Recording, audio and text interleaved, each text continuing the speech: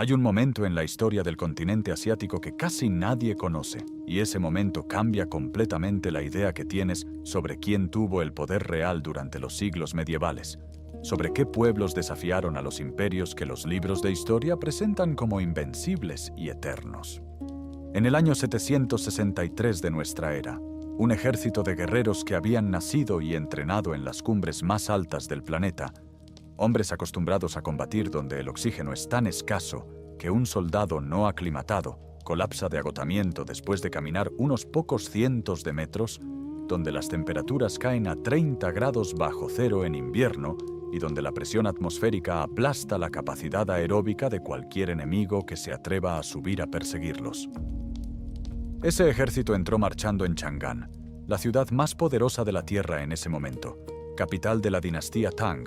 una metrópolis de más de 1 millón de habitantes, que era uno de los centros urbanos más grandes e influyentes del mundo en ese momento, con redes de intercambio que se extendían desde el mar de China hasta las orillas del Mediterráneo. Aquellos guerreros no llegaron a negociar, no llegaron como peregrinos ni como embajadores de un pueblo sometido, llegaron a tomar. Y lo que hicieron durante los 15 días siguientes fue tan audaz, tan calculado y tan humillante para la que en ese momento era la potencia más grande de la Tierra, que sus efectos resonaron en la diplomacia de toda Asia durante décadas. El imperio tibetano instaló a un emperador títere en el trono de Chang'an, la capital ocupada, durante unos pocos días, y luego, con una frialdad que demostraba que el gesto había sido político desde el principio, se retiró tranquilamente de regreso a sus montañas. Esta es la historia del imperio que el mundo decidió olvidar. Y hoy vamos a contarla con toda la magnitud que merece. Para entender cómo fue posible ese momento extraordinario, hay que empezar desde el principio, desde un lugar que la mayoría de los mapas históricos trata como un vacío blanco en el centro de Asia, una región de montañas inhóspitas y aparentemente marginales que nunca debería haber producido nada más que pastores de yak y monjes en meditación. Un telón de fondo geográfico para las grandes historias de China, India y Persia. El Tíbet es el accidente geográfico más extremo del planeta habitado, una meseta que se extiende por más de 2,5 millones de kilómetros cuadrados a una altitud promedio que supera los 4.000 metros sobre el nivel del mar, flanqueada al sur por el Himalaya,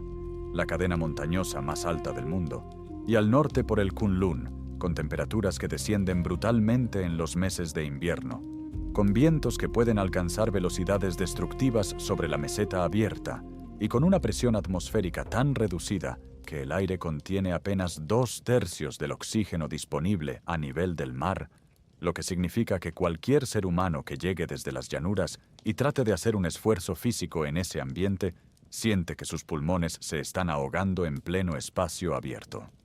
Durante siglos, esa geografía extrema fue interpretada por los historiadores y por los imperios vecinos como una debilidad estructural, como una condena que mantendría al pueblo del Tíbet atrasado y aislado respecto a las grandes civilizaciones de las llanuras, incapaz de acumular el excedente agrícola, la densidad de población y la complejidad urbana que habían permitido a China, India y Persia construir estados poderosos.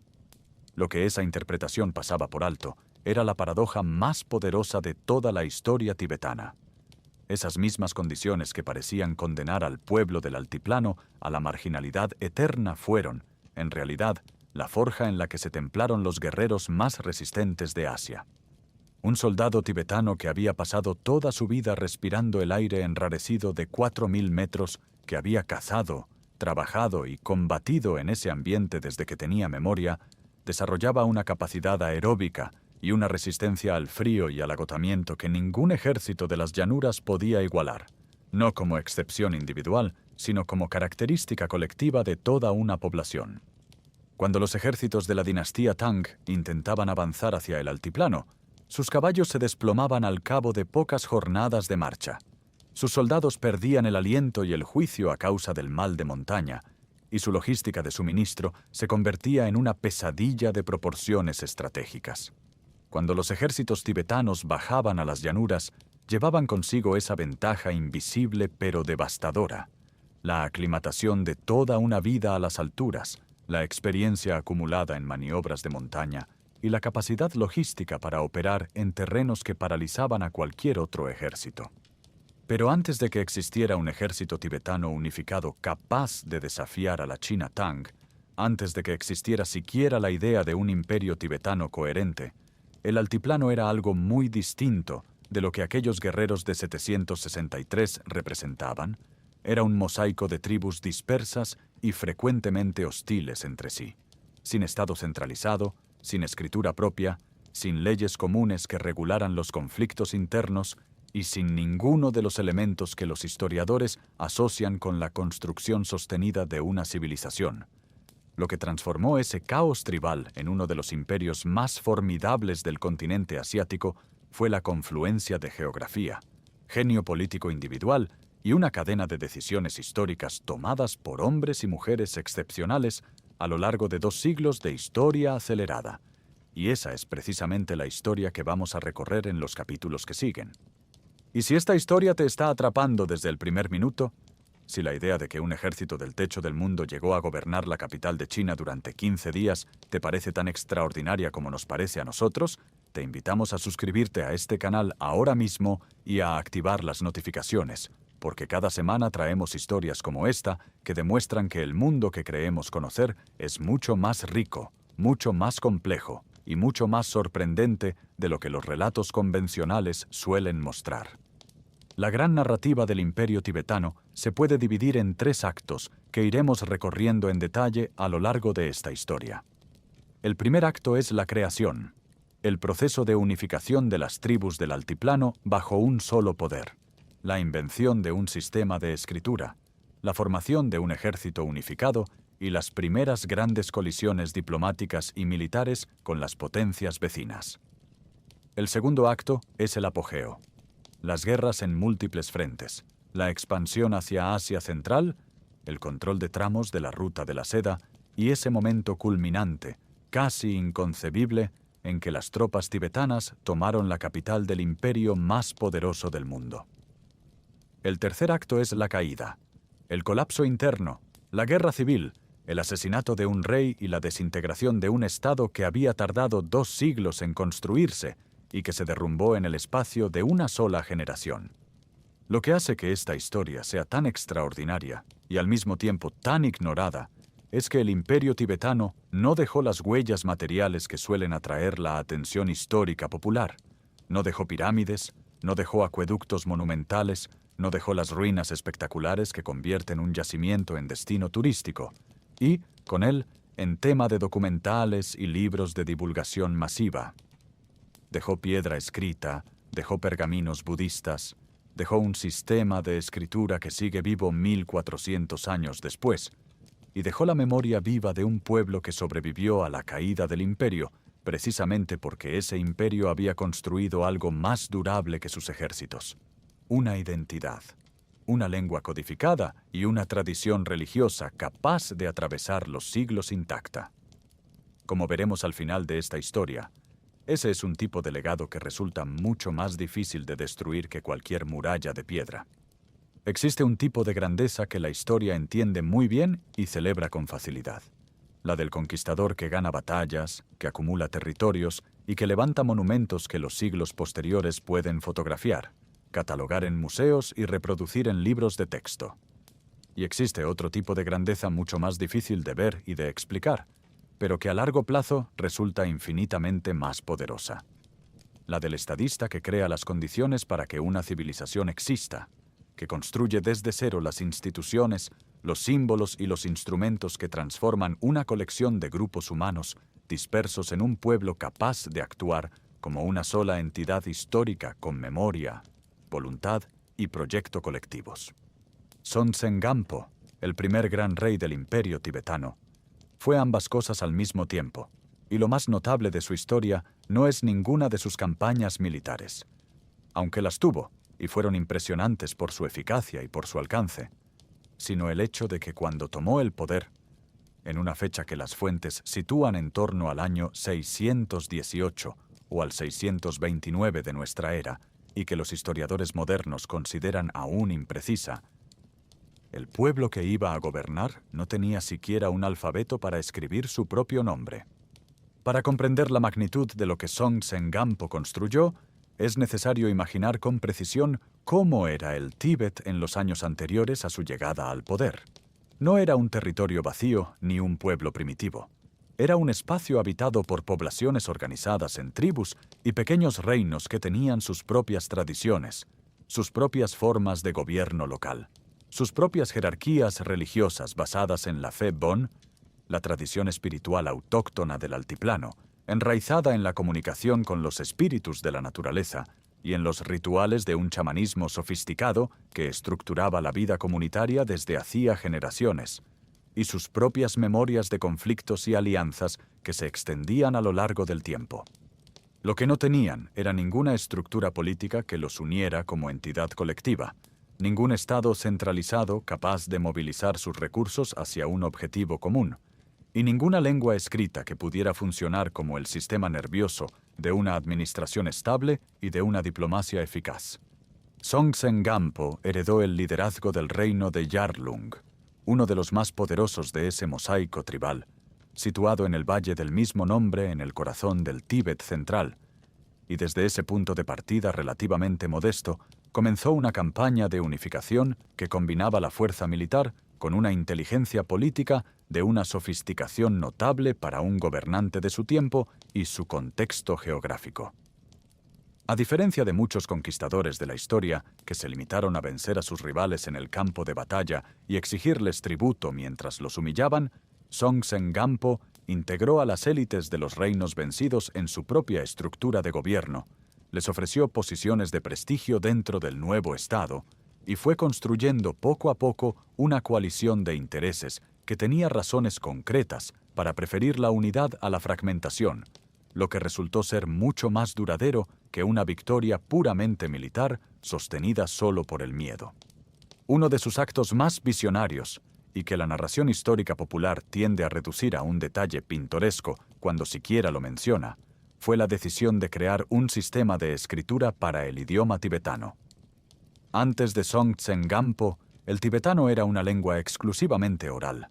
Se hablaba, se cantaba en ceremonias y rituales, se transmitía de generación en generación por la memoria de los bardos y los sacerdotes, pero no se registraba en ningún sistema gráfico sistemático. Para una tribu de pastores o para un pequeño reino local, esa limitación era manejable, porque la memoria colectiva podía sostener la continuidad de los acuerdos y las tradiciones en una comunidad pequeña y cara a cara. Para un imperio en construcción que necesitaba leyes escritas que todos pudieran consultar y que ningún noble pudiera reinterpretar a su conveniencia, decretos reales que llegaran sin distorsión a las guarniciones en las fronteras distantes, registros fiscales que impidieran el fraude y la corrupción administrativa, y documentos diplomáticos que pudieran ser presentados con autoridad ante los cancilleres de China, Nepal e India, la ausencia de escritura era una limitación fatal que condenaría al Estado a depender eternamente de la memoria y la voluntad de un solo hombre. Sin escritura no hay burocracia consistente. Sin burocracia no hay Estado que funcione más allá de la vida de su fundador. Sin Estado, no hay imperio que sobreviva al paso de las generaciones. Según la tradición tibetana clásica, cuya historicidad en algunos de sus detalles es debatida por los especialistas modernos, Songtsen Gampo envió a su ministro de mayor confianza, Tonmi Sambota, a la India, específicamente a la región de Cachemira, donde florecían las escuelas de lingüística y filosofía más avanzadas del continente asiático en esa época, con el encargo expreso de estudiar los sistemas de escritura existentes y desarrollar uno adaptado con precisión a los sonidos específicos del tibetano, una lengua con particularidades fonéticas que no tenían representación adecuada en ninguno de los alfabetos ya disponibles en el subcontinente indio. Tonmi Sambota pasó años en la India estudiando el sánscrito y los sistemas de notación regional, y a su regreso presentó al rey, según recoge esa misma tradición, un alfabeto de 30 consonantes y 4 marcas vocálicas que registraba con notable fidelidad el sistema sonoro del tibetano, junto con una primera gramática formal de la lengua, estableciendo de ese modo las bases de una tradición literaria que en los siglos siguientes produciría textos filosóficos, históricos y religiosos de enorme riqueza. Ese alfabeto, con modificaciones menores acumuladas a lo largo de los siglos, es el mismo que los tibetanos usan hoy en día, 14 siglos después de su creación, lo que lo convierte en uno de los sistemas de escritura con mayor continuidad de uso ininterrumpido en toda la historia humana. La dimensión diplomática del reinado de Songtsen Gampo merece un análisis que vaya más allá de la romantización con la que a veces se narra en los relatos populares. Sus dos matrimonios más famosos, con la princesa nepalesa Brikuti, figura conocida sobre todo a través de la tradición tibeto-nepalesa posterior y cuyos detalles históricos siguen siendo debatidos por los especialistas, y con la princesa china Wencheng, miembro del clan imperial de la poderosa dinastía Tang, bajo el reinado del emperador Taizong, no fueron primariamente uniones motivadas por la atracción personal o por la generosidad espontánea de gobernantes vecinos que quisieran honrar al rey tibetano. Fueron, ante todo, movimientos geopolíticos calculados con la precisión de alguien que comprende el lenguaje del poder en su época, un lenguaje en el que el matrimonio con una princesa real era leído, al menos desde la óptica tibetana, como el reconocimiento de paridad de estatus entre dos estados soberanos, una interpretación que las fuentes chinas presentan de modo muy distinto. Un mensaje cuyo peso simbólico en la diplomacia del siglo VII asiático resultaba tan elocuente como la firma de un tratado moderno de no agresión. El matrimonio con Brikuti aseguró la frontera sur, abrió el acceso a las redes comerciales del subcontinente indio y estableció un vínculo con Nepal que tendría consecuencias culturales duraderas. El matrimonio con Wencheng fue el resultado de una presión militar directa sobre la corte Tang, que narraremos con detalle en el capítulo siguiente, y representó el primer reconocimiento formal de la potencia tibetana por parte de la China imperial, un reconocimiento que el orgulloso emperador Taizong solo concedió después de que el rey del Tíbet demostrara de manera contundente que podía infligir daño real a los ejércitos Tang. La tradición budista tibetana venera a Songtsen Gampo como una encarnación del Bodhisattva Avalokiteshvara, el ser de la compasión infinita, y aunque los historiadores modernos tratan esa afirmación con la cautela que corresponde a una atribución teológica medieval, lo cierto es que el rey tuvo una relación con el budismo que fue más que superficial, y que las dos esposas extranjeras que llegaron al Tíbet bajo su reinado trajeron consigo influencias budistas que comenzaron la lenta pero irreversible penetración de esa religión en la cultura tibetana. Songtsen Gampo murió alrededor del año 649 de nuestra era, después de un reinado de aproximadamente 3 décadas que transformó al Tíbet de un mosaico de rivalidades tribales en un estado con ejército unificado, sistema de escritura propio, relaciones diplomáticas activas con las potencias vecinas y una estructura administrativa capaz de sostener campañas militares de largo alcance, dejando detrás de él no un imperio en su apogeo, sino el andamiaje sólido sobre el que los reyes que vendrían después construirían ese imperio, junto con la pregunta inquietante de si esa estructura sobreviviría sin la mano que la había forjado. Imagina el escenario más desigual que puedas concebir. De un lado, el imperio más rico, más poblado y más avanzado de la Tierra en el siglo VII de nuestra era. Un estado con siglos de tradición burocrática confuciana, con una economía agrícola capaz de sostener ejércitos de cientos de miles de soldados, con una capital que era el centro del universo conocido para todo el este asiático y con una cultura diplomática que llevaba generaciones tratando a los gobernantes de los pueblos vecinos como tributarios de rango inferior al Hijo del Cielo, el nombre con que el protocolo chino designaba al emperador. Del otro lado, un reino montañoso que no llevaba ni 100 años de existencia como estado centralizado, sin grandes ciudades, sin el excedente agrícola de las llanuras fértiles, sin la sofisticación administrativa acumulada de los Tang, pero con algo que ningún análisis de potencias convencional sabría cuantificar adecuadamente: la determinación de un pueblo que acababa de descubrirse a sí mismo como nación y que no estaba dispuesto a aceptar el lugar subordinado que el orden establecido le asignaba. Ahora imagina que ese reino montañoso atacó primero y que la potencia más grande de Asia, lejos de aplastarlo, se vio envuelta en un conflicto cuyo desenlace diplomático ambos imperios reclamarían como victoria propia. La batalla de Songzhou, librada en el año 638 de nuestra era en la frontera noreste del mundo tibetano, en el territorio que hoy corresponde a la provincia china de Sichuan, es el primer gran choque registrado entre el Tíbet y la China Tang, y su naturaleza revela algo fundamental sobre cómo el imperio tibetano en formación entendía la geopolítica de su tiempo.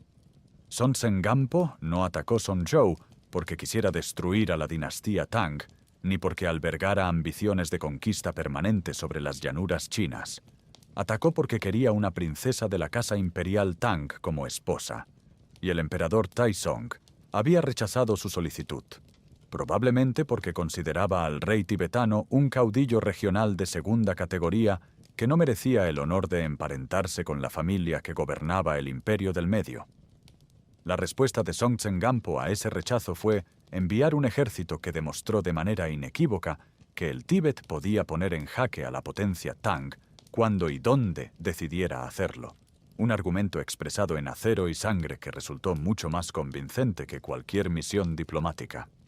El emperador Taizong, uno de los gobernantes más capaces de toda la historia china, respondió a ese argumento con un pragmatismo que demostraba su grandeza política mejor que cualquiera de sus victorias militares. En lugar de lanzar una contraofensiva que podría haberse convertido en una guerra de desgaste costosa y prolongada en un terreno que favorecía enormemente al enemigo, eligió negociar. Y el resultado fue el envío de la princesa Wencheng al Tíbet en el año 641, una unión que la retórica de la corte Tang presentaba como un gesto de generosidad imperial hacia un pueblo vecino, pero que en la realidad geopolítica representaba el primer reconocimiento tácito de China de que el Tíbet era una potencia con la que había que tratar de igual a igual, no un vasallo al que se le podían dar o negar favores según el capricho del Hijo del Cielo. Ese episodio fundacional estableció el patrón que se repetiría durante los siguientes 2 siglos de relaciones sino-tibetanas. Ciclos de tensión creciente y de guerra abierta, alternados con periodos de paz negociada, acuerdos solemnes que ninguno de los dos lados respetaba por mucho tiempo, una vez que las circunstancias estratégicas cambiaban,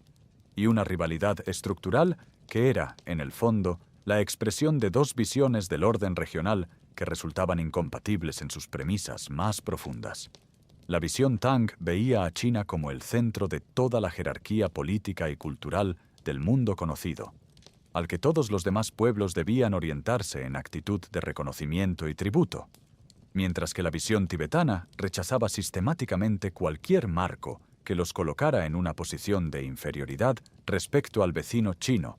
reivindicando para el Tíbet una soberanía plena y una dignidad equivalente a la de cualquier otro poder de Asia. La ventaja estructural del Tíbet en esa competencia era, como hemos visto, la altitud, pero esa ventaja tenía implicaciones logísticas y estratégicas que iban mucho más allá de la simple resistencia física de los guerreros tibetanos. Los ejércitos Tang que intentaban avanzar hacia el altiplano enfrentaban problemas que ninguna ingeniería militar de la época podía resolver completamente. Sus caballos, criados en las llanuras, se debilitaban rápidamente cuando ascendían a más de 3.000 metros de altitud. Sus soldados sufrían el mal de montaña en proporciones que reducían seriamente su capacidad combativa, y sus líneas de suministro se extendían a través de pasos de montaña estrechos y fácilmente defendibles, donde una fuerza pequeña con conocimiento del terreno podía detener a un ejército grande durante días o semanas. Los tibetanos, que conocían cada paso, cada valle y cada ruta alternativa de ese terreno con la intimidad de generaciones, podían maniobrar con una velocidad y una certeza que era imposible para los invasores de las llanuras, convirtiendo su geografía en una fortaleza natural de proporciones continentales. El testimonio físico más poderoso de esa relación de rivalidad negociada entre iguales es el pilar del Tratado de Lhasa, erigido en el año 823 de nuestra era frente al templo del Jokhang en el corazón de Lhasa, para conmemorar el Tratado de Paz firmado entre los 2 imperios en 821 y 822, tras décadas de conflicto que habían agotado a ambas partes.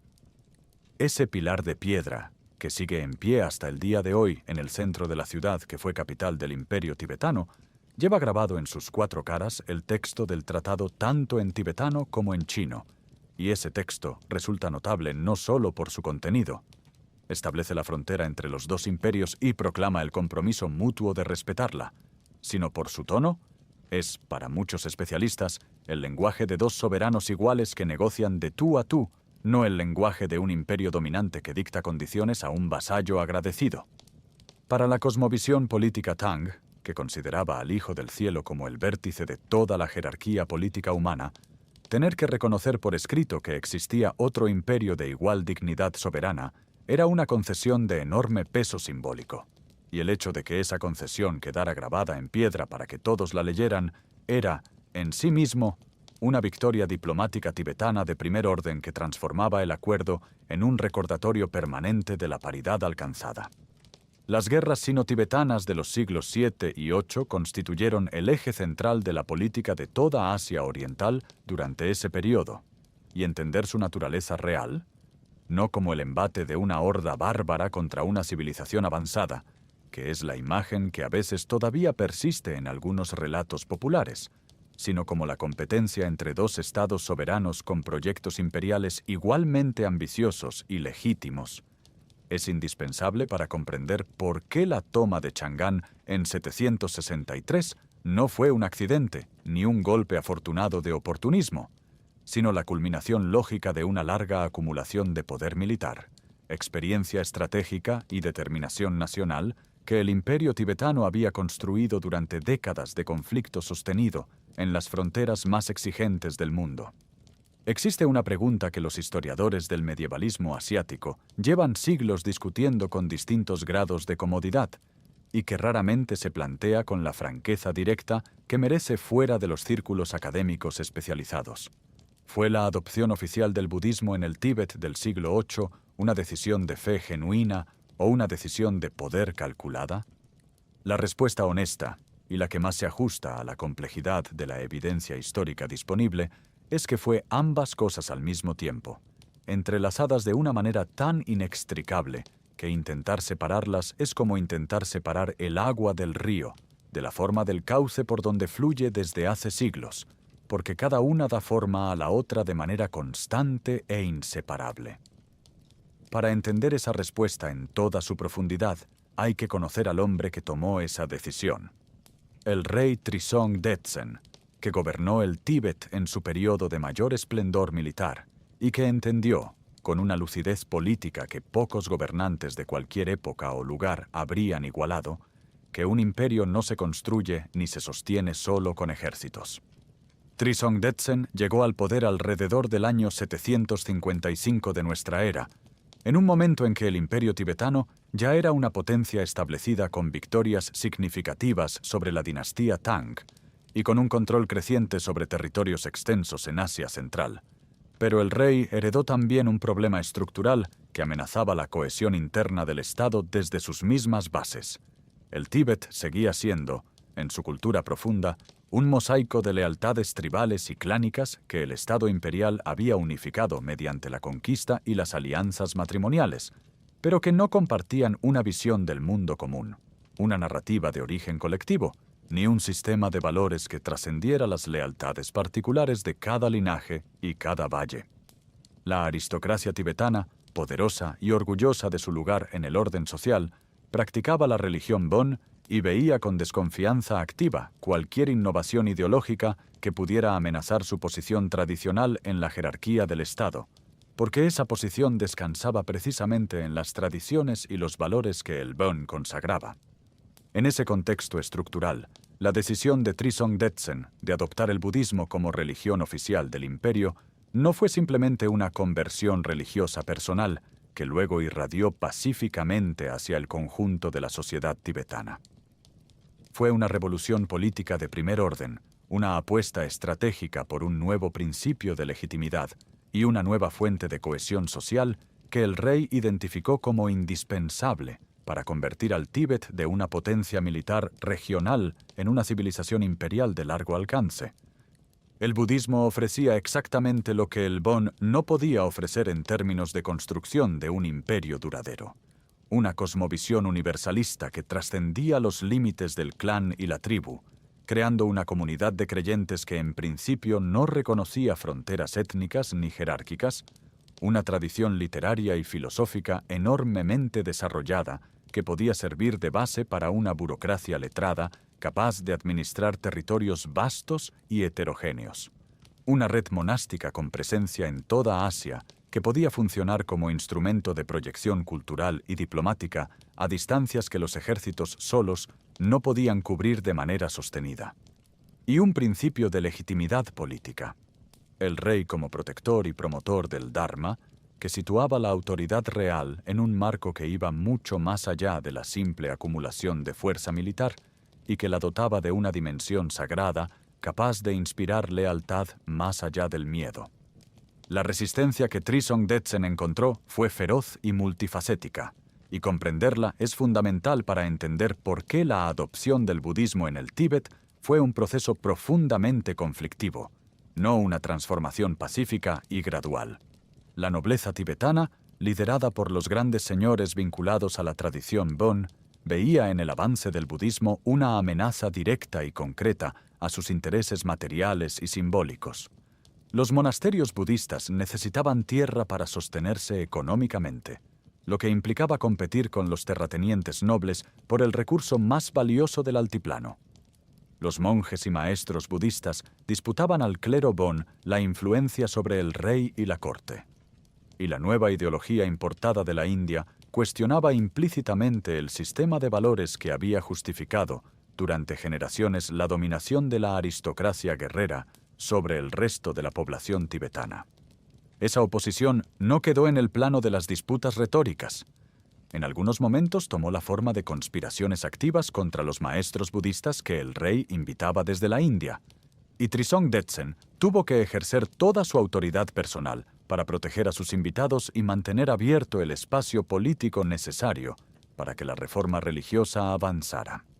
Fue en ese contexto de resistencia organizada y de conflicto abierto que llegaron al Tíbet las dos figuras que definirían el carácter específico del budismo tibetano para todos los siglos siguientes. El primero fue Shantarakshita, un gran maestro filosófico de la escuela Madhyamaka, procedente de la Universidad de Nalanda en la India, reconocido en toda Asia como una de las mentes filosóficas más brillantes de su generación, que llegó al Tíbet invitado por el rey para establecer las bases doctrinales e institucionales del budismo en el altiplano. El segundo fue Padmasambhava, conocido en tibetano como Guru Rinpoche, el maestro precioso, un maestro de las prácticas tántricas cuya identidad histórica exacta es objeto de debate genuino entre los académicos modernos, pero cuya influencia en la imaginación religiosa y cultural del Tíbet resulta incuestionable independientemente de cómo se resuelvan esas discusiones académicas. Según las fuentes tibetanas clásicas, Padmasambhava fue traído al Tíbet después de que Shantarakshita encontrara resistencias que iban más allá de la oposición humana de la nobleza, y el papel de Padmasambhava fue, desde el punto de vista que los historiadores modernos pueden verificar, el de construir un puente entre el budismo indio y la espiritualidad autóctona tibetana, incorporando elementos del Bön y de la religiosidad local dentro de un marco budista más amplio y flexible, una síntesis que resultó ser mucho más efectiva para la transformación cultural profunda del Tíbet que la doctrina filosófica pura habría sido por sí sola en un contexto donde las tradiciones locales tenían raíces profundas y una base social poderosa. El resultado concreto y visible de toda esa labor combinada fue la construcción del monasterio de Samye, el primero de ese tipo en el Tíbet, erigido alrededor del año 779 de nuestra era en el valle del río Yarlung, cuyo diseño arquitectónico reproducía, según la tradición, la cosmología budista del universo en 3 dimensiones, con una estructura central que representaba el monte Meru y edificios satélites que representaban los continentes que rodean ese eje del cosmos. Sami no fue simplemente un edificio religioso, ni una institución educativa. Fue una declaración de intenciones grabada en piedra, madera y argamasa, un manifiesto arquitectónico que anunciaba que el imperio tibetano había elegido su identidad cultural de manera definitiva.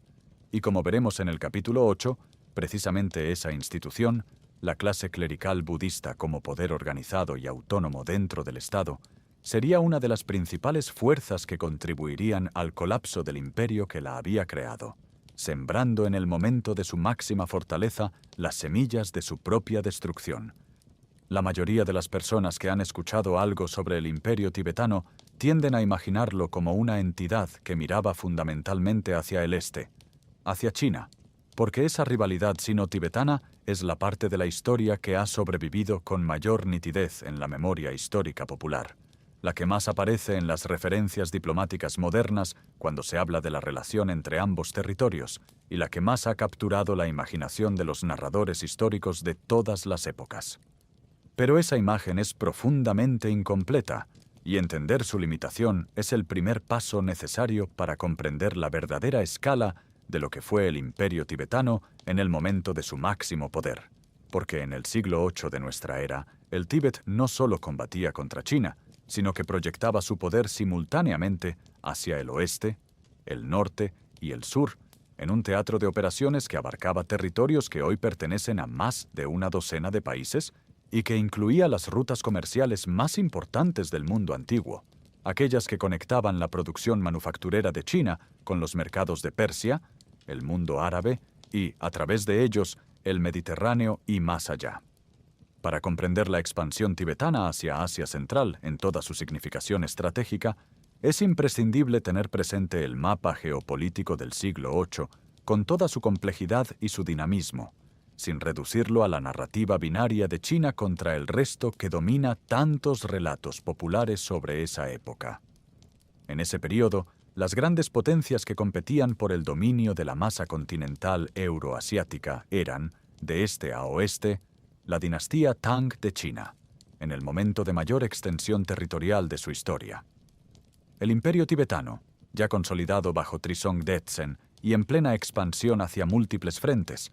y el califato abasí, que había asumido el liderazgo del mundo islámico en el año 750 de nuestra era y que proyectaba un poder militar y cultural de escala verdaderamente continental, desde el Mediterráneo hasta las orillas del río Indo. Entre esas tres grandes potencias se extendía un mosaico de reinos más pequeños, pero estratégicamente cruciales.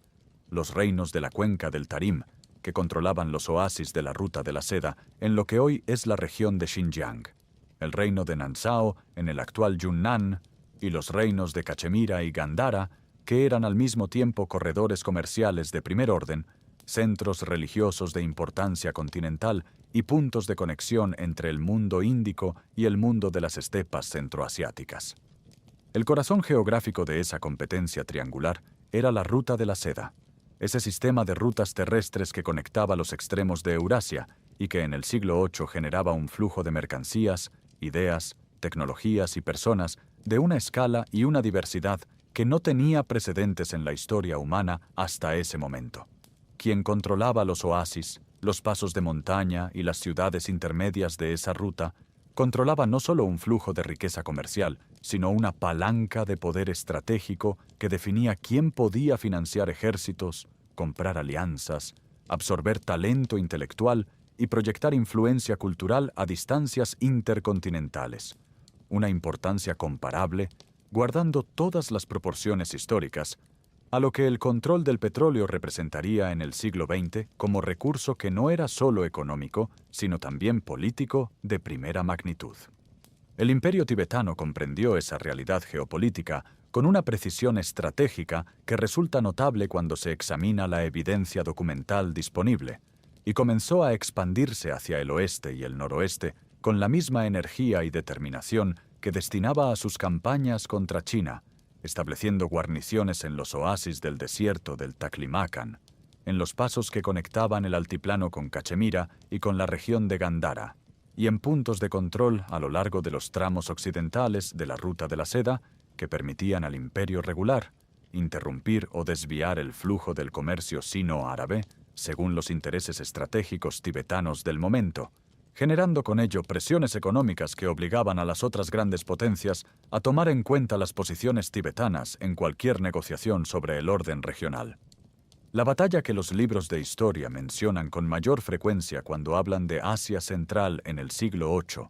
es la batalla del río Talas, librada en el año 751 de nuestra era, en la que las fuerzas del califato abasí derrotaron de forma decisiva al ejército Tang y marcaron un episodio importante en la historia medieval del continente, aunque muchos historiadores señalan que el factor verdaderamente decisivo en la retirada Tang de Asia Central no fue la batalla en sí misma, sino la rebelión de An Lushan, que estalló poco después y sacudió los cimientos del imperio desde dentro, obligándolo a concentrar sus recursos en la supervivencia propia.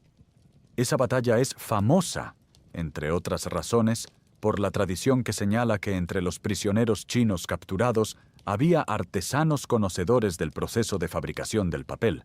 y que ese conocimiento, transmitido desde la cautividad a los talleres del mundo islámico, fue el punto de partida de la posterior difusión de esa tecnología hacia el Mediterráneo y Europa, con consecuencias culturales que todavía hoy resulta difícil exagerar. Aunque conviene señalar que los historiadores debaten la solidez de esta versión, que es ampliamente conocida pero no está respaldada de forma unánime por la evidencia documental disponible. Pero lo que los relatos populares de esa batalla raramente mencionan es que el Tíbet era en ese mismo momento un actor central y activo en el escenario geopolítico más amplio en el que esa batalla se enmarcó, compitiendo con ambas potencias, la China Tang y el Califato Abasí, por el control de los mismos territorios y las mismas rutas comerciales, a veces encontrándose de hecho del mismo lado frente a un enemigo común y a veces chocando directamente con uno u otro según los dictados cambiantes de los intereses estratégicos del momento. La extensión máxima de la influencia tibetana en Asia Central durante el siglo VIII abarcaba territorios que hoy corresponden al norte de la India, al norte de Pakistán, a partes de Afganistán, a porciones de las actuales repúblicas centroasiáticas y a zonas del oeste de China que hoy forman las regiones de Xinjiang y Qinghai, aunque los historiadores tienen debates genuinos sobre qué territorios estaban bajo soberanía directa del imperio y cuáles simplemente reconocían su supremacía de forma nominal o intermitente. Y es importante señalar esa distinción para no proyectar sobre la realidad medieval una precisión cartográfica que los documentos de la época no siempre permiten justificar. Lo que sí está documentado con suficiente solidez como para sostener la afirmación con confianza es que el imperio tibetano en su apogeo era un actor que moldeaba el equilibrio de poder en todo el continente asiático, no una curiosidad regional ni una nota al margen en la historia de los grandes imperios que lo rodeaban, sino uno de los protagonistas principales de la gran competencia por Eurasia que definió la política del siglo VIII. Esa escala geopolítica tiene consecuencias culturales que merecen especial atención, porque un imperio que estaba en contacto simultáneo con la China confuciana al este, con el mundo islámico árabe al oeste, con el subcontinente indio budista al sur y con las culturas nómadas de las estepas al norte, estaba absorbiendo, transformando y reirradiando influencias culturales de una amplitud extraordinaria que pocas entidades políticas de la historia medieval pueden igualar. El budismo vajrayana que se desarrolló en el Tíbet durante este periodo es el producto más visible de esa síntesis intercultural, incorporando elementos del tantrismo indio que llegaron a través de las rutas de Cachemira y Gandhara que el imperio controlaba militarmente, junto con filosofías del budismo de otras escuelas y elementos de la espiritualidad autóctona tibetana, dando como resultado una tradición intelectual y religiosa de una sofisticación genuinamente notable que el capítulo 8 analizará en el contexto específico del gran debate de Samye. El capítulo siguiente nos llevará al momento más dramático de toda la historia del imperio tibetano, el instante en que ese imperio en la cima de su poder y su confianza tomó la decisión más audaz de su historia y marchó sobre la capital del mundo, y el mundo que creía saber quién gobernaba Asia tuvo que revisar sus certezas desde el principio.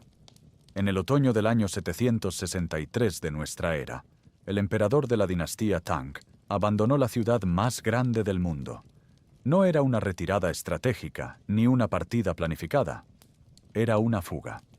El Hijo del Cielo, cuya sola voluntad se suponía que ordenaba el universo entre el cielo y la tierra, salía a toda prisa de Chang'an porque los ejércitos del Tíbet avanzaban desde el oeste, y ninguna de las guarniciones que quedaban en pie entre esas tropas y la capital podía detenerlas.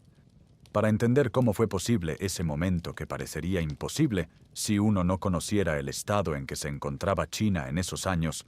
hay que retroceder hasta el año 755 de nuestra era, cuando un general de origen sogdiano turco llamado An Lushan lanzó contra la dinastía Tang una de las rebeliones más devastadoras de toda la historia humana.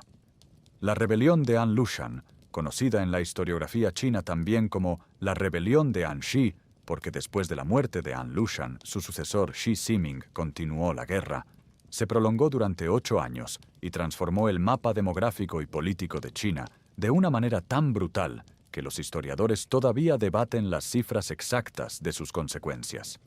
Según estimaciones que difieren considerablemente entre los especialistas, los muertos podrían contarse en decenas de millones entre combatientes y población civil,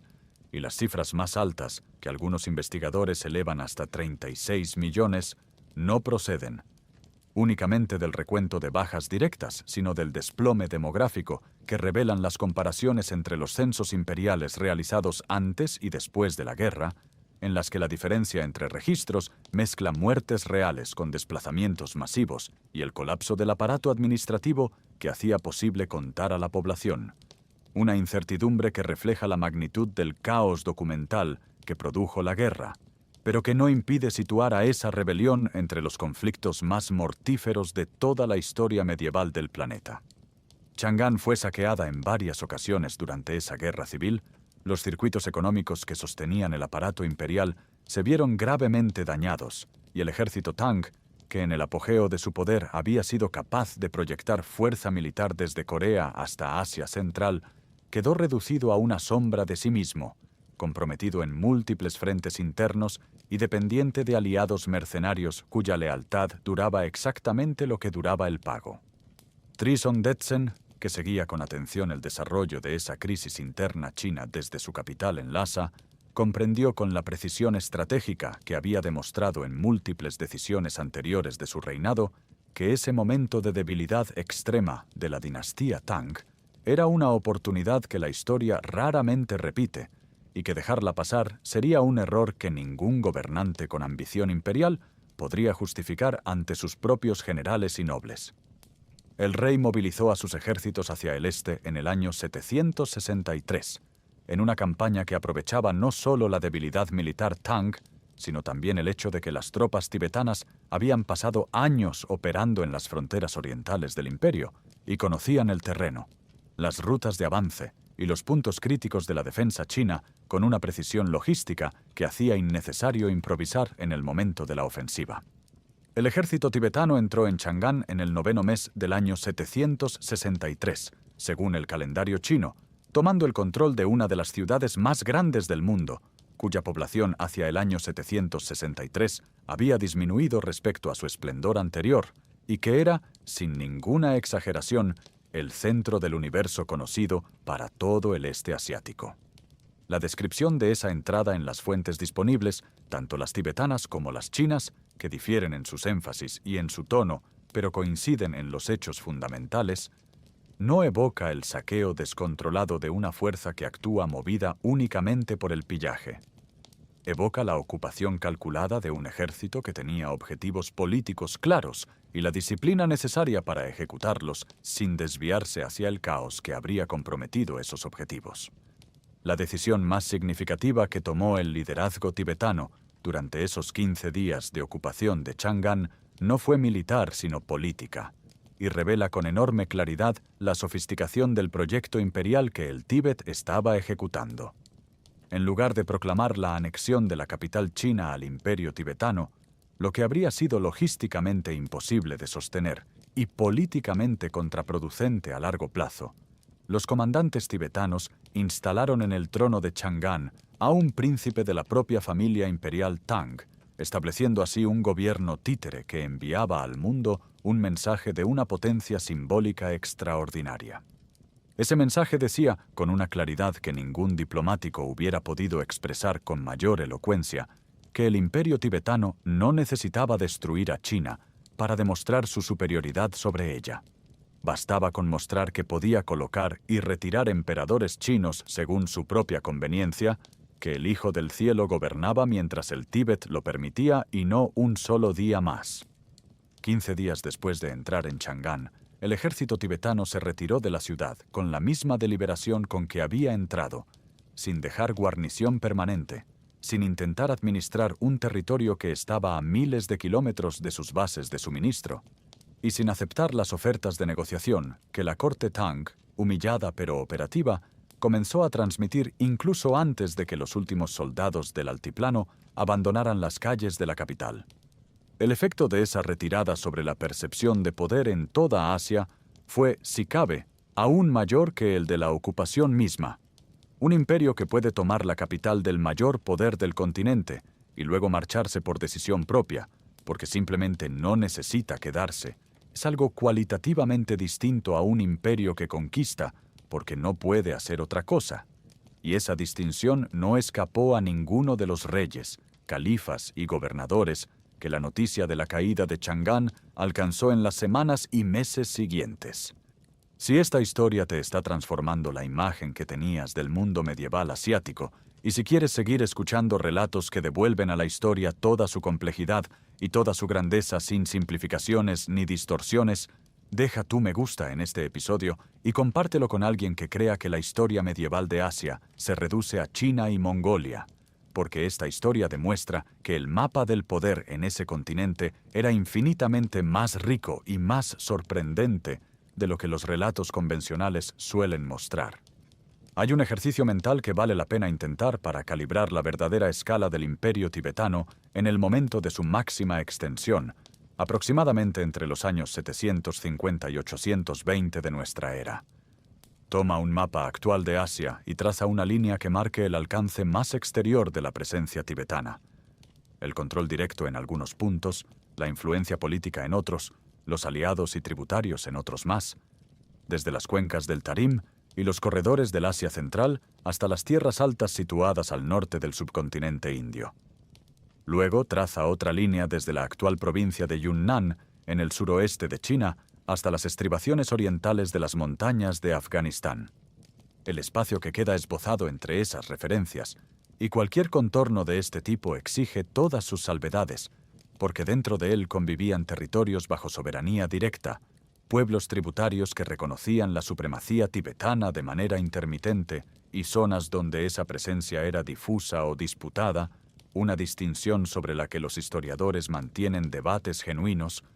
Es la dimensión aproximada de la sombra que el imperio tibetano proyectaba sobre el continente en su momento de mayor poder, y esa dimensión no tiene nada que envidiarle a la de los grandes imperios que los libros de historia populares presentan como las potencias definitivas del mundo medieval asiático.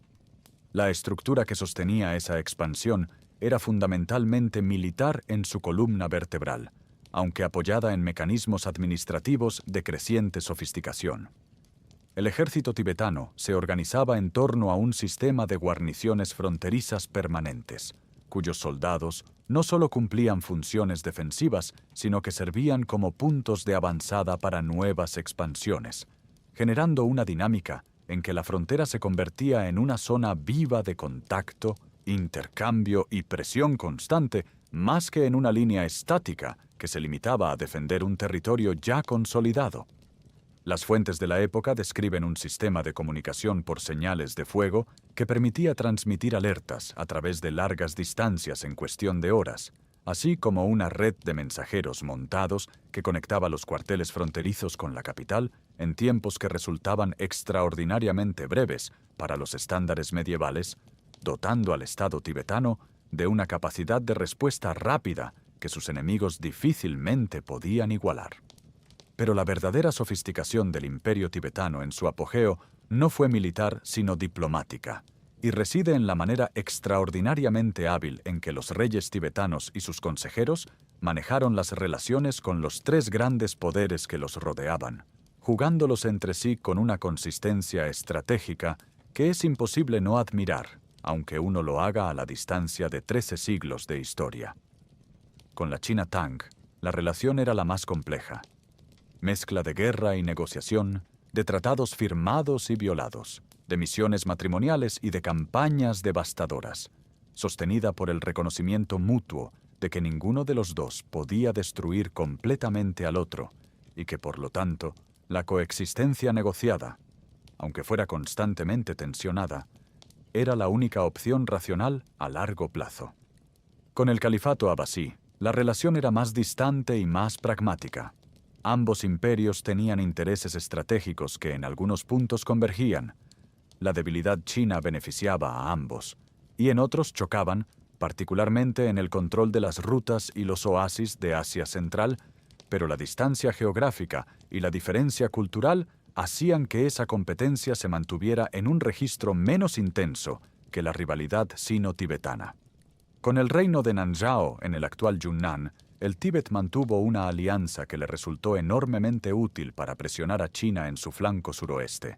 Un ejemplo claro de la lógica del enemigo de mi enemigo, aplicada con consistencia a lo largo de décadas de política exterior.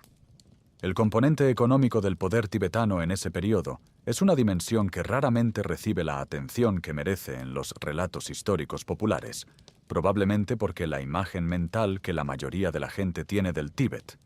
un altiplano austero habitado por monjes y pastores de yak, no evoca naturalmente la acumulación de riqueza comercial. Pero la realidad del imperio tibetano en su apogeo incluía el control de tramos significativos de la ruta de la seda, lo que generaba un flujo de ingresos en plata, seda, caballos y especias que financiaba las campañas militares permanentes y la expansión del aparato administrativo del Estado. Un imperio que puede cobrar peaje, formal o de facto, sobre las mercancías que transitan entre China y el mundo árabe, tiene acceso a una palanca de presión económica que trasciende enormemente su capacidad de producción interna,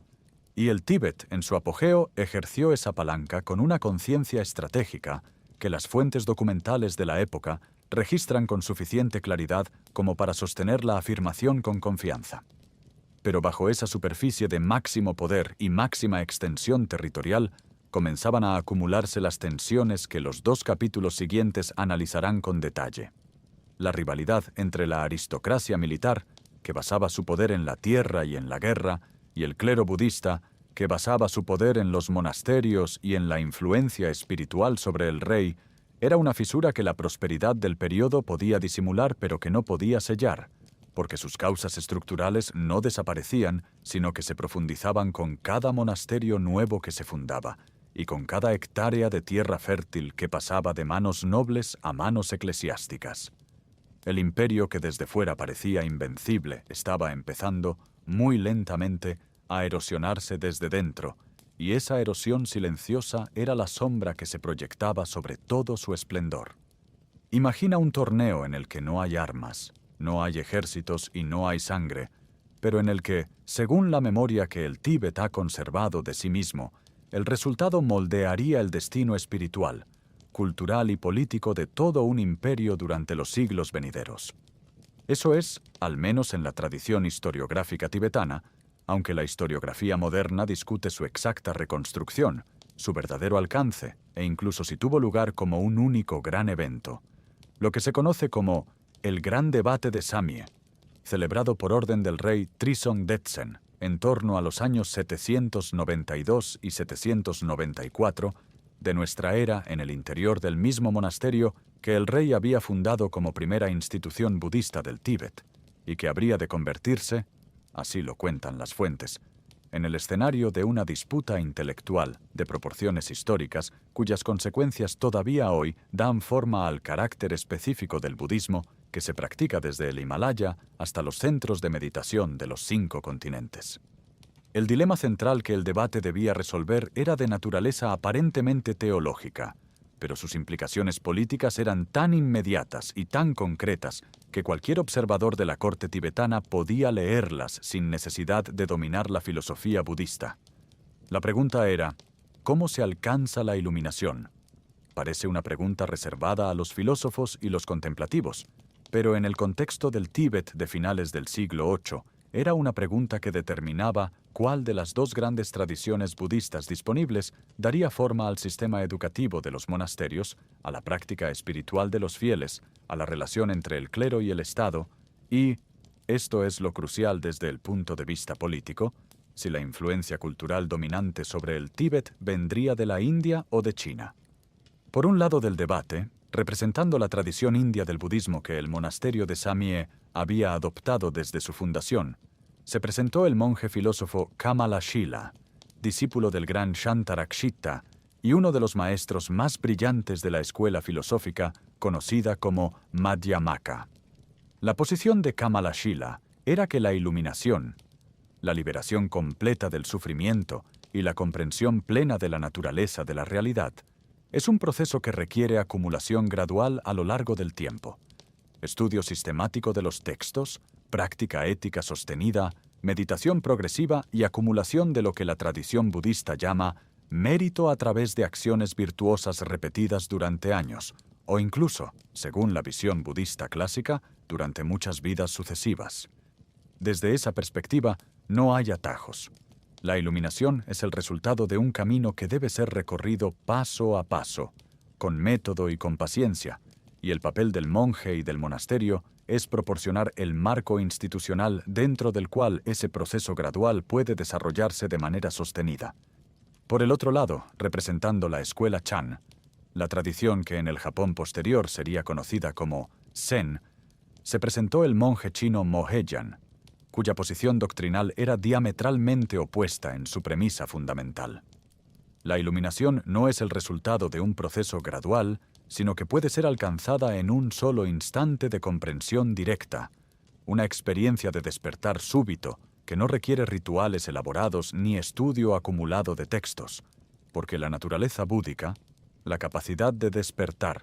está ya presente en cada ser sintiente desde el principio, y lo único que impide su manifestación son los velos conceptuales que la mente ordinaria acumula sobre esa claridad originaria. Desde esa perspectiva, el estudio excesivo de los textos y la multiplicación de las prácticas rituales pueden incluso ser obstáculos, formas de apego sutil que retrasan el despertar en lugar de facilitarlo. La diferencia doctrinal entre ambas posiciones era genuina y profunda en el plano filosófico, pero en el plano político el rey Trisong Detsen sabía perfectamente que elegir la doctrina de Mo Heyan significaba abrir la cultura tibetana a una influencia china que ya era enorme en el plano político y militar, mientras que elegir la doctrina de Kamalashila significaba anclar el budismo tibetano en la tradición india y mantener una identidad cultural diferenciada de China, incluso en el ámbito de la fe, que era precisamente el dominio donde esa identidad estaba siendo definida para los siglos venideros. Según las fuentes tibetanas clásicas, el resultado del debate fue una victoria clara de Kamalashila y de la tradición india, y el rey ordenó que el Tíbet siguiera el camino gradual como doctrina oficial del budismo tibetano.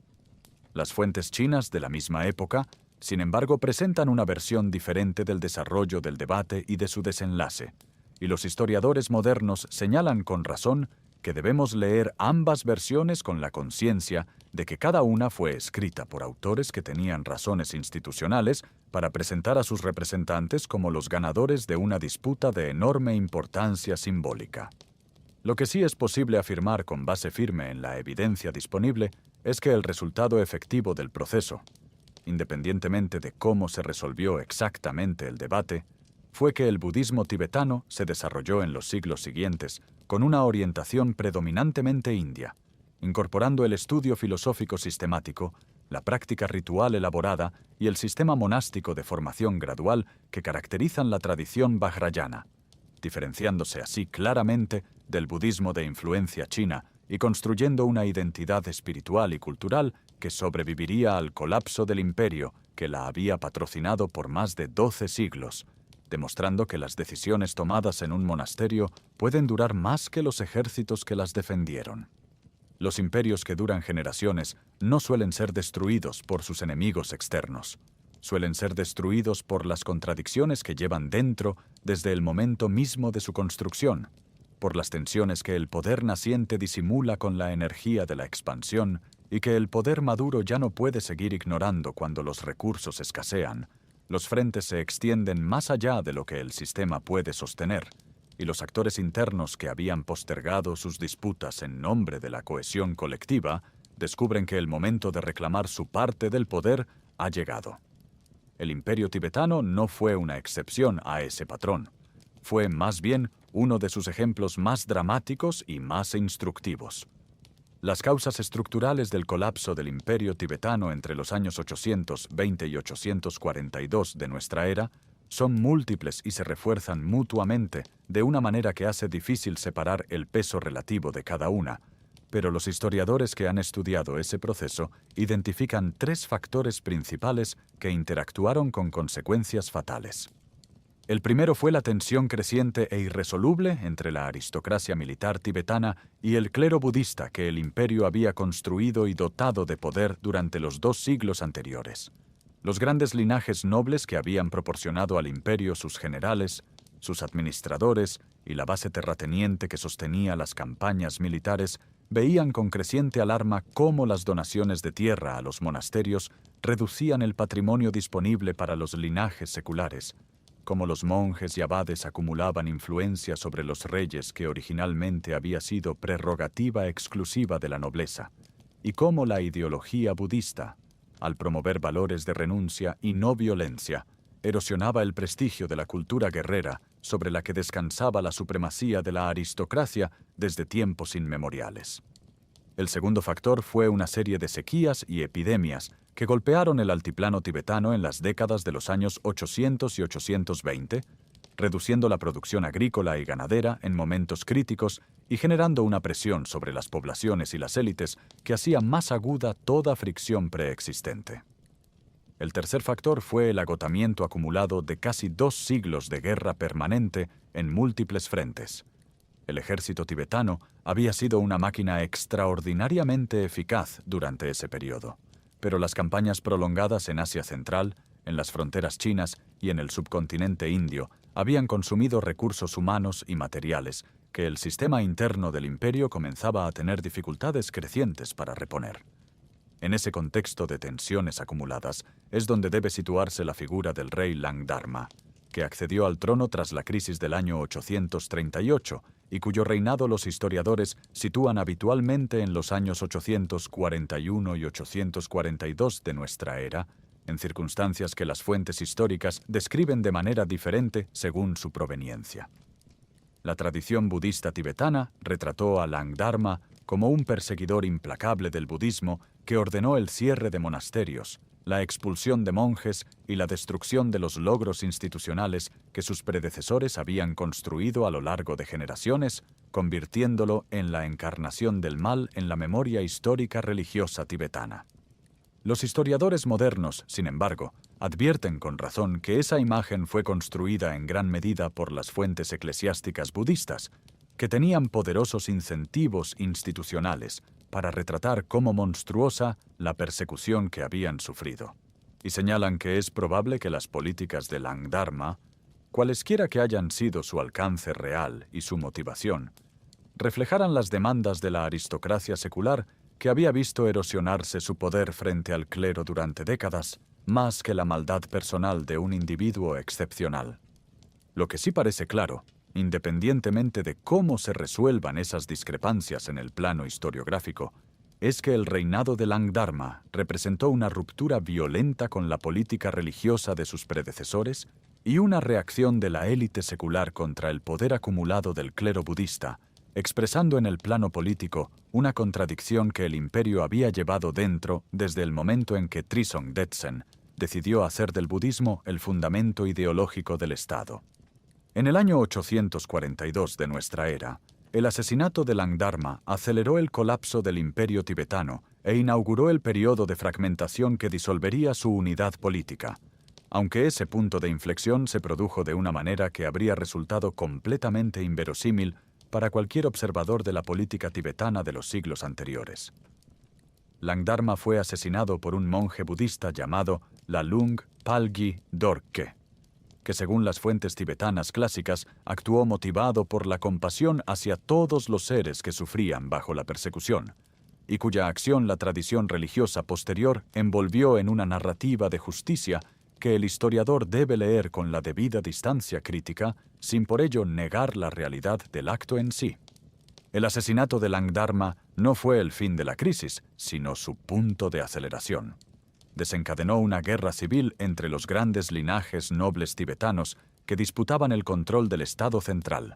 una fragmentación que en el espacio de una sola generación convirtió al imperio más poderoso de Asia Central en un mosaico de principados en guerra que no reconocían ninguna autoridad central común,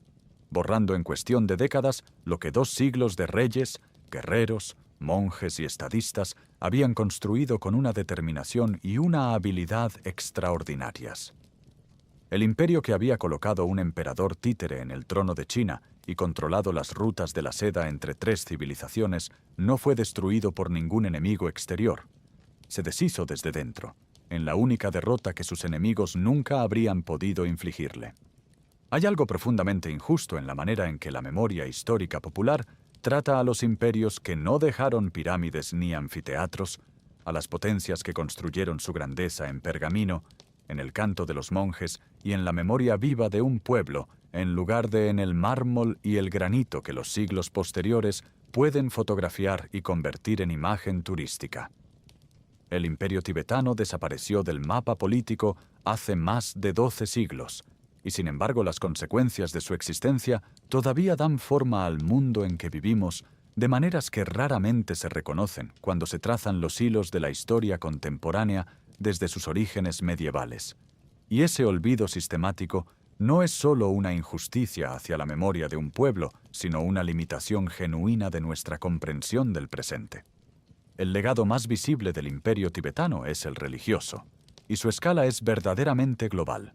La decisión tomada en el debate de Samye de anclar el budismo tibetano en la tradición vajrayana de influencia india creó la plataforma sobre la que se desarrolló, en los siglos posteriores al colapso del imperio, una de las tradiciones religiosas y filosóficas más sofisticadas e influyentes del mundo medieval y moderno. Los monasterios que sobrevivieron a la persecución del Langdharma y a la guerra civil posterior no solo preservaron los textos y las prácticas que el imperio había importado y desarrollado,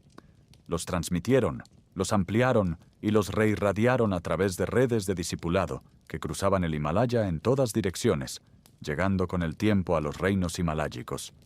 Mongolia y partes de China, y, en el siglo XX, los 5 continentes. La institución del Dalai Lama,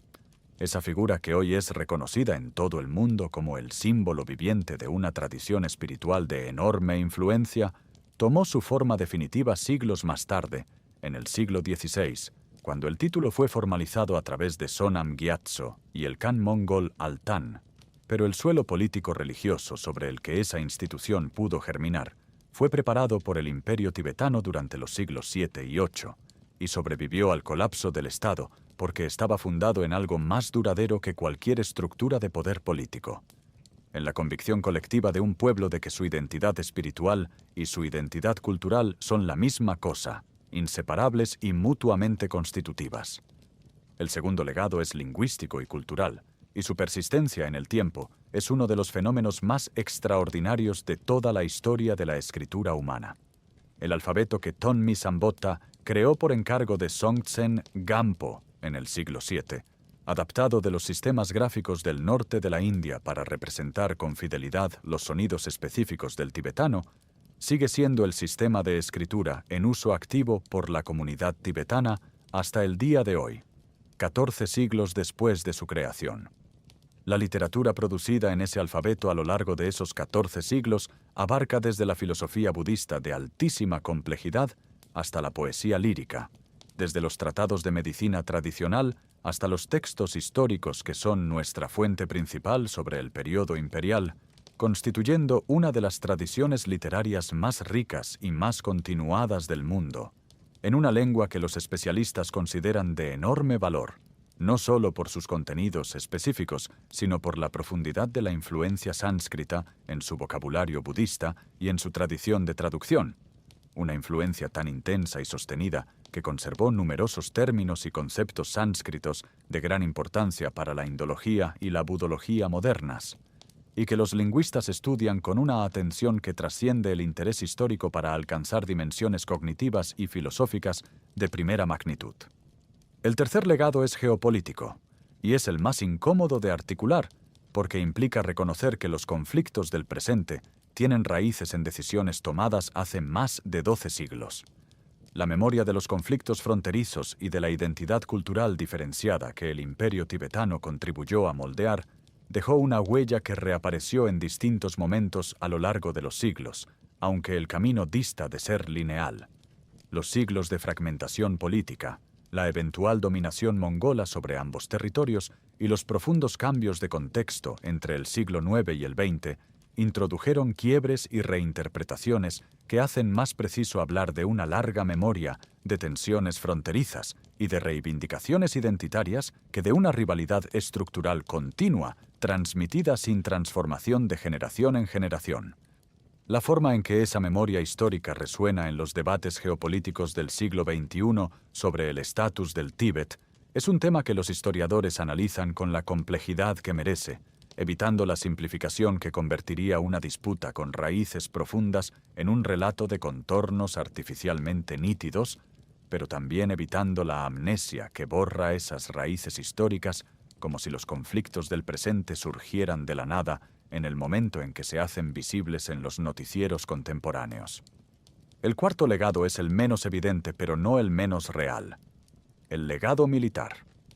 Las técnicas de combate y supervivencia en altitud que el imperio tibetano desarrolló y perfeccionó durante 2 siglos de guerra en las condiciones más extremas del planeta habitado, enfrentaron, en su propio tiempo y circunstancias, los mismos desafíos fundamentales de aclimatación, movilidad y logística en montaña que los ejércitos modernos tuvieron que resolver de manera independiente cuando los conflictos del siglo XX los llevaron a combatir en entornos de alta montaña para los que sus doctrinas convencionales resultaban completamente inadecuadas. Los principios que habían hecho de los guerreros tibetanos los combatientes más formidables de su era en su propio terreno, la aclimatación sistemática, la logística adaptada a la escasez de oxígeno, la movilidad táctica en terreno vertical, la capacidad de operar durante jornadas enteras donde un soldado no adaptado perdía el rendimiento en cuestión de horas, siguen siendo relevantes en el siglo XXI en cualquier conflicto que se desarrolle en entornos similares. Porque la guerra en la alta montaña, ayer como hoy, impone a cualquier ejército las mismas restricciones fundamentales del entorno. Y eso nos lleva a la reflexión final, que esta historia quiere dejar en quienes la han escuchado hasta aquí. La historia tiende a recordar a los imperios que dejaron ruinas monumentales, porque las ruinas son visibles, son fotografiables y son convertibles en argumento de documental, y porque esa visibilidad material produce una continuidad de atención que alimenta la investigación y el interés popular en un ciclo que se refuerza a sí mismo indefinidamente. Los imperios que construyeron en pergamino, en lengua oral, en la identidad de un pueblo y en la persistencia de una fe, corren el riesgo permanente del olvido, no porque su legado sea menor, sino porque su legado es menos fotogénico. Y ese es un fallo del ojo que mira la historia, no de la historia misma. El imperio tibetano no necesitaba pirámides para cambiar el mundo. Le bastó con forjar una escritura que sigue viva, una tradición religiosa que recorre el planeta, una rivalidad que todavía moldea la política de Asia y la memoria de un pueblo que lleva 14 siglos, demostrando que la identidad es más resistente que cualquier ejército y que cualquier frontera trazada en los mapas del poder. Esta historia termina aquí, pero el legado del que hablamos está vivo mientras haya personas dispuestas a escuchar, a recordar y a compartir las historias que el tiempo amenaza con silenciar. Si este relato sobre el imperio tibetano te cambió alguna perspectiva sobre la historia de Asia, sobre los pueblos que el relato convencional tiende a dejar en los márgenes del mundo, o simplemente sobre la manera en que el poder real y el legado duradero no siempre coinciden con los nombres que más aparecen en los libros de texto, entonces ya tienes la razón más importante para suscribirte a este canal, para dejar tu comentario contándonos qué parte de esta historia te resultó más sorprendente o más desconocida, y para compartir este episodio con quienes sepas que merecen escuchar la historia completa de la civilización que desafió a China, que tomó su capital durante 15 días y que el mundo, inexplicablemente, no supo cómo recordar.